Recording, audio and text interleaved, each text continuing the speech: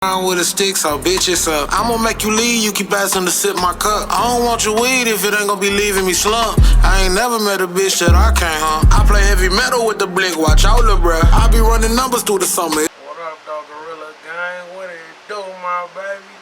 Back again, it's on one more time. You hear me? CharlieGramz 989, man. Hey, Gorilla Gang International, top in. Hit that like button, cuz. Yeah, real deal. Hit that like button, bro. Hey, listen. Right now at the moment, cuz, bro, listen. We on UK drill. Chaos in the streets. I be learning so much about y'all culture over there. It's crazy. You know what I'm saying? I kind of want to take a visit, but I ain't never been the type of nigga to have a passport, you feel me?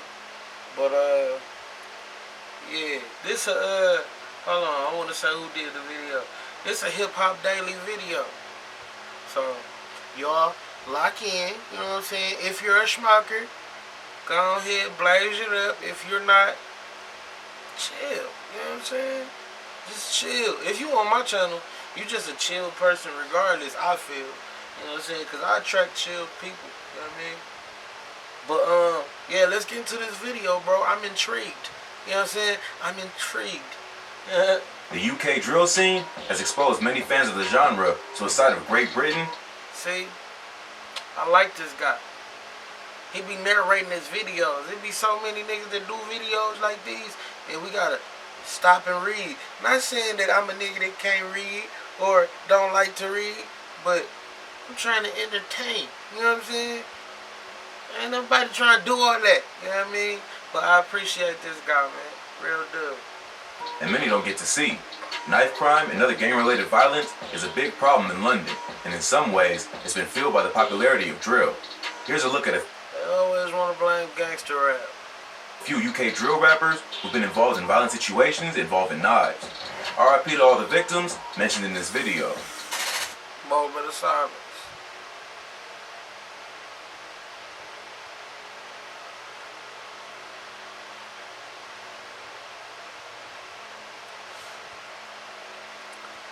Let's go.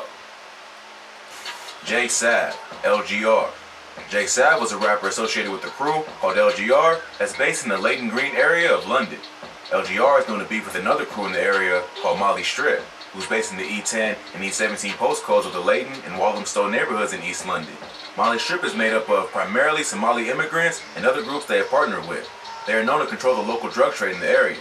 Many of their beef stem from attempts to step into rival turf and control the drug market in East London.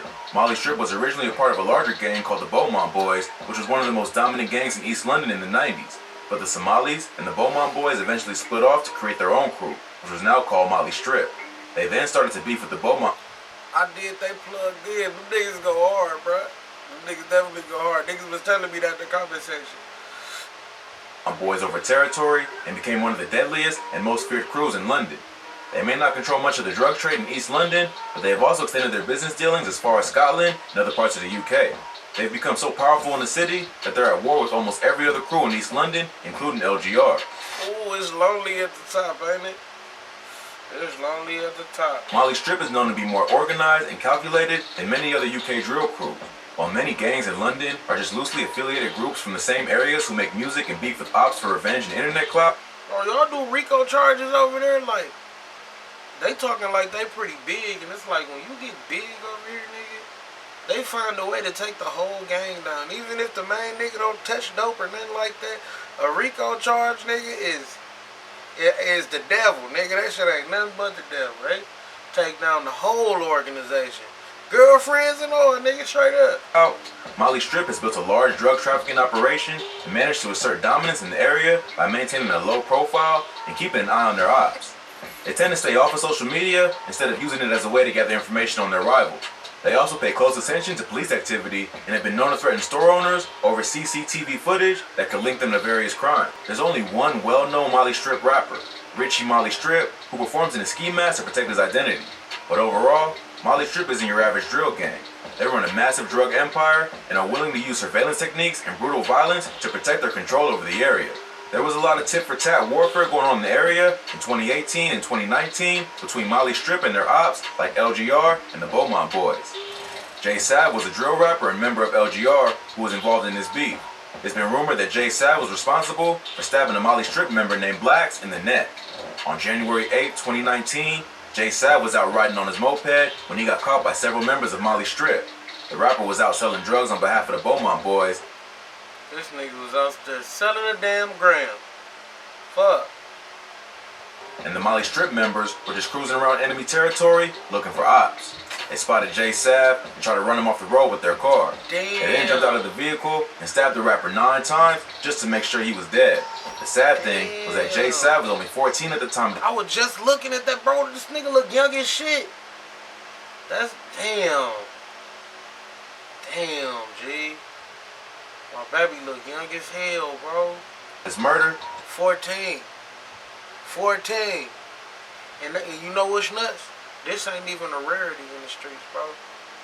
This shit is everywhere. Like, for real, niggas is jumping off the porch early.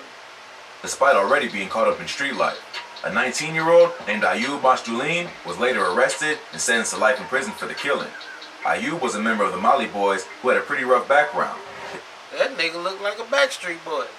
His parents split up when he was 7, and he was put into foster care at age 15 when his father died. He was identified as a victim of modern slavery in 2018 after being exploited by older dudes in the area and forced to sell drugs to Molly Strip.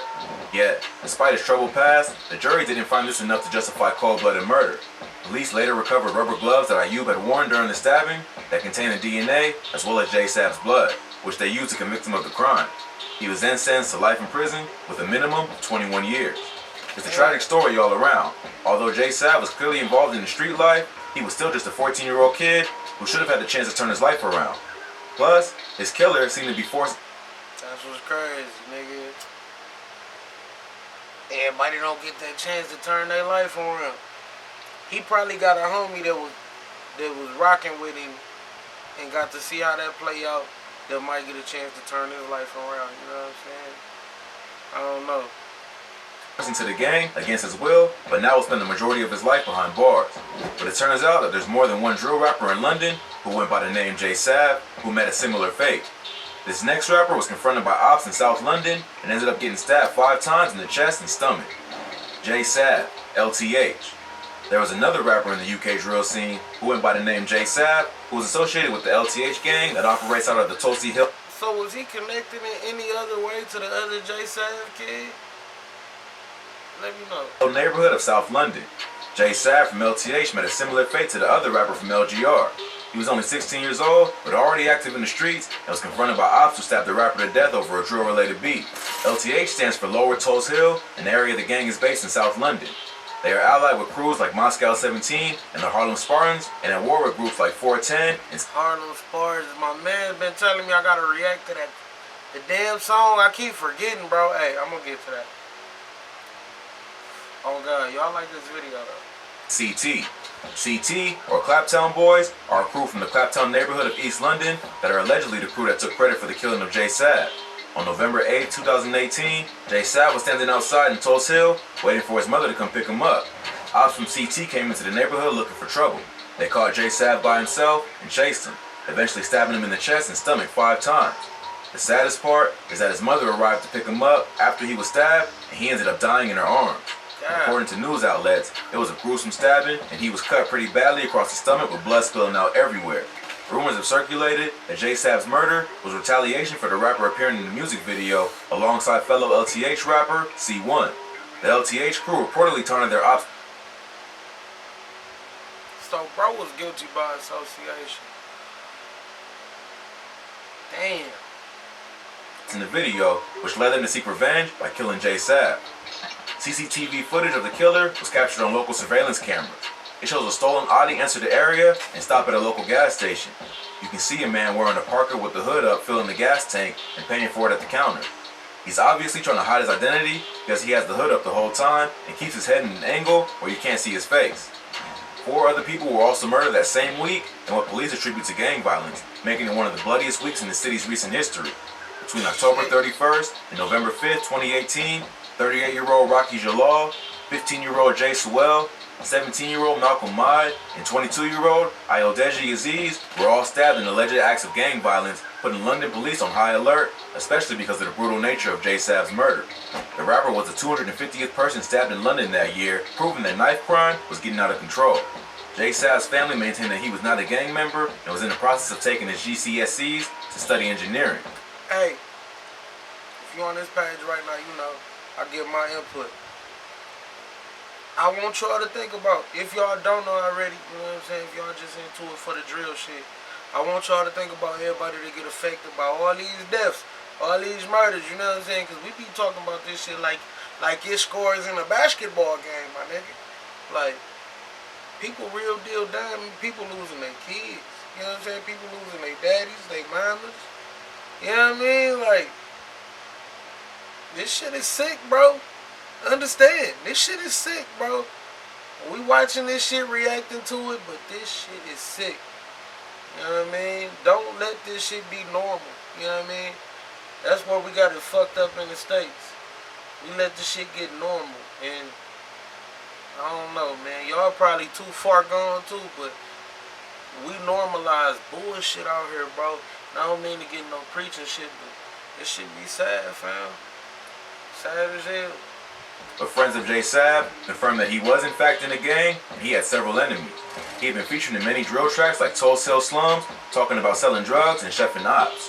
Whether or not J-Sav was involved in the gang, no one deserves to be gutted like a fish in front of their own mother. Right. The brutal killing showed how out of control knife crime in the UK has gotten, with the rise of drill music in question to blame. Gang warfare existed way before the musical genre, but drill has seemed to intensify the violence. When you release a song dissing your ops online for all the world to see, especially if the track manages to rack up millions of views, things get more serious than if you just made a threat in person. A rival crew may feel like their reputation is being challenged if they let you get away with talking tough online, which leads to more and more extreme forms of retaliation. The tragic story of J-Sav shows that simply This nigga look like a damn baby. appearing in the music video can get you put in the line of fire. But if you thought that was crazy, this next rapper tried to distance himself from the lifestyle, only to get caught up in an ongoing war in the area that took his life after he was stabbed by ops over 10 times. Kobe. Kobe was a rapper associated with the NPK gang that operated out of the Tottenham neighborhood. NPK is one of the most popular drill groups from North London, and they are known to have beef with another rival gang in the area called Wood Green. The beef is what many in the UK media have called a post-Cold War, with NPK repping N17 and Wood Green repping N22. The two groups beef over dominance in the area, and much of the violence centers around music and supporting a lifestyle rather than traditional gang warfare that centers around protecting drug routes and other illegal businesses. Although trapping is a part of the lifestyle, the killing has more to do with creating an image that fuels the music and the gang's reputation online than it does with protecting business interests. That's exactly what happened to Kobe, who tried to distance himself from the lifestyle before he was killed. Kobe was from the Tottenham neighborhood and was formerly associated with NPK, but had decided to leave the gang lifestyle behind and focus on trying to better the community.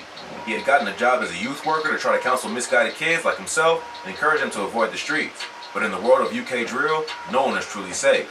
The ops don't care if you decided to make a change, they only care about running up the scoreboard. That's everywhere, bro. Like, you can get out the life, but niggas don't respect you stepping away. You feel me? It's like, shit, it all depends on what you been doing out here, bro. You might gotta move away. You feel me? Like, some shit just it's too deep to just be living. Oh, bro, no, bro, I don't do that no more. I ain't on that no more, bro. Like, just cause you ain't on that don't mean they not on that, you know. Be careful when y'all start jumping off these porches, bro. Or if they can't find an active member of the gang, they'll go after the closest thing to it, and it's not uncommon for civilians and innocent people with ties to gangs to get caught up in it. Welcome to StockX, the only live marketplace for what's now and next. The latest sneakers and the mayhem. On February 3rd, 2018, Kobe was spotted by ops from Wood Green while driving his car. They purposefully ran him off the road and dragged him out of the vehicle and stabbed him over 10 times, leaving him to die in the street. Damn. The tragic part of this murder was that he managed to call 911 and his final moments were recorded. In the recording, you can hear the fear in his voice and that he knows what's about to happen. Unfortunately, by the time paramedics arrived, I thought they were about to play it. I was like, I don't want to hear that shit. he had already passed away. In addition to Kobe, there were 3 other murders in the area within 10 weeks that the police attributed to the war between NBK, Wood Green, and another group in the area called OFB. There's been speculation that the wave of violence was set off by a viral video of rapper Heady One getting attacked at a university in Luton. Heady One is one of the most popular rappers from the area and is associated with another crew called OFB. OFB also beefs with Wood Green and MBK. The video shows Heady One caught lacking at a performance at a local university and getting pressed by goons from Wood Green. The video went viral, and not long after, a member of Wood Green was shot in the neck. Damn. Heady One then released the track No Bet. Heady One of them niggas got to shoot. You know what I'm saying? I heard a whole lot of stabbing. Heady One nigga said, fuck that. No, allegedly, we don't know who did that shit. Where he raps about the beef, taking the L for getting beat up and looting, and claims a win for the shooting in Wood Green. This set off a wave of violence in the area that led to the deaths of not only rival gang members, but also innocent civilians like Kobe. Even though MBK was not involved in the Heady One incident, they still got dragged into it because they were beefing with both crews. A few weeks after Kobe was murdered, a 19-year-old Wood Green member who went by the name Lamps was shot and killed outside the View Cinema in London. They be rapping about that nigga Lamp so much. God damn. Although the murder is still unsolved, based on the timing and his associations, many believe it was retaliation for the murder of Kobe. Allegedly, Lamps had given out his location on social media, and within 15 minutes, 2 people rolled up on a moped and shot him in the head. Damn. The murder only intensified the gang war that was already getting out of control. A few weeks after Lamps was killed, a 17-year-old woman named Tanisha Melbourne Blake was killed in a drive-by shooting in Tottenham, which police have linked to gang violence. Police later recovered the gun that was used to kill Tanisha and linked it to another murder of a man named Joseph William Torres, who was shot by members of Molly Strip after being confused with another member of a rival gang. Police don't believe that the 2 murders are linked, as it's possible that the gun could have been sold or changed hands between the time of the 2 murders. But it shows how connected all the gang violence going on in London truly is. It's not clear who the intended target was in the shooting, but British media outlets later revealed that an Instagram account belonging to a member of MPK put up a post with a screenshot of news coverage and the caption, "If you chillin' with my ops, I ain't gonna adjust my aim for you. Hashtag MPK." Nigga, that is some real life shit. If you with them niggas, hey, they gonna see you with them niggas. Hashtag Sin Squad. In another post, a caption read, "We got him down in Tinseltown and his girl down in Shaw Grove. Hashtag NPK." The media doesn't reveal who put out the post, but it shows how ruthless the wars between drill sets in London can get. Even associating with certain people can get you caught up in a deadly war you had nothing to do with. If you like this video, check out some of our previous videos. From UK rappers arrested for making music to UK drill lyrics that actually happened. We covered most. Yeah, I'm gonna have to get up on them videos too. Hey, bro, this shit was intriguing. You know what I'm saying? But I don't know, man. I ain't really got too much to say on that. This shit is wild, bro.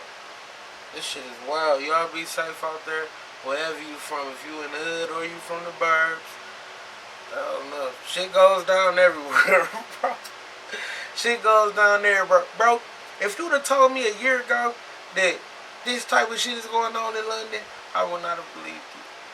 I would not have believed you, bro. I'd have been like, man, get the fuck out of here. Because your voice sounds so polite. Like, the accent, it sounds so polite, bro. So it throws us off. Be like, no, these niggas is real deal on that. Like, just like we on that over here, niggas is real deal on that over there. But, hey, shit is crazy. Shit is very crazy, bro. But, hey, it's life. It's a saying that they used to say in my city. Fuck it, it's life. Shit be going on, bro. But you just gotta take it as it go. Y'all niggas be smooth, man, for real. Let me know what y'all thought of this video, and let me know what I should react to next. Till the next time, bro, y'all be smooth. Stay out the way, man. Take care of them babies. We out.